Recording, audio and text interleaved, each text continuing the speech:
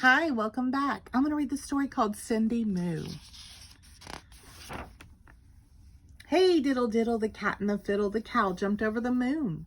The little dog laughed to see such sport, and the dish ran away with the spoon. Over at the diddle farm, a little bit past 8, the cows all heard a nursery rhyme that caused a great debate. Diddle cows stood in the barn and listened to each word about the cow that jumped the moon, amazed at what they heard.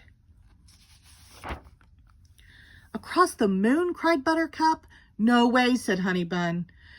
The moon's too high, much too far. It simply can't be done. And as the cows scoffed at the thought, a voice rose loud and true. Why can't a cow jump the moon? The voice was Cindy Moo's. The cows began to argue. Each took a different side. But in the end, they all confessed that none of them had tried. So Cindy Moo raised up a hoof and said that it was true. If that cow could jump the moon, by golly, I can too. As Cindy Moo waltzed to the field, the others gathered round. She jumped that moon with room to spare in one grand bovine bound. She pawed her hoofs, she shook her head, she ran and picked up speed, and with a mighty moo, she jumped across a prickly weed. Told you so, said Honeybun. Too bad, said Buttercup. Cows weren't meant to jump the moon. Why don't you just give up?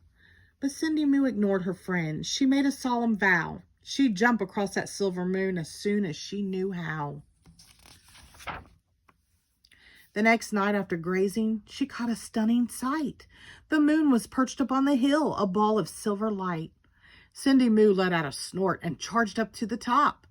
But when she reached the grassy peak, she skidded to a stop. Instead of staying on the hill, much to her surprise, the moon flew off the grassy ridge back up to the star-filled skies. Cindy Moo plopped on the ground. Would it be for naught? Jumping to the moon, she said, is harder than I thought. Back inside the barn that night, the worst of all came true. Rain clouds swept the moon away. Now what was she to do? She couldn't jump what wasn't there. Perhaps the herd was right.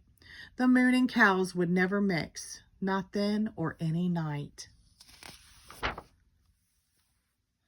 But late that night when raindrops stopped, she peeked outside and found the moon had slipped down to the earth, upon the rain-soaked ground. Cindy Moo kicked up her heels and raced with all her might. And with a happy moo, she jumped across the moon that night.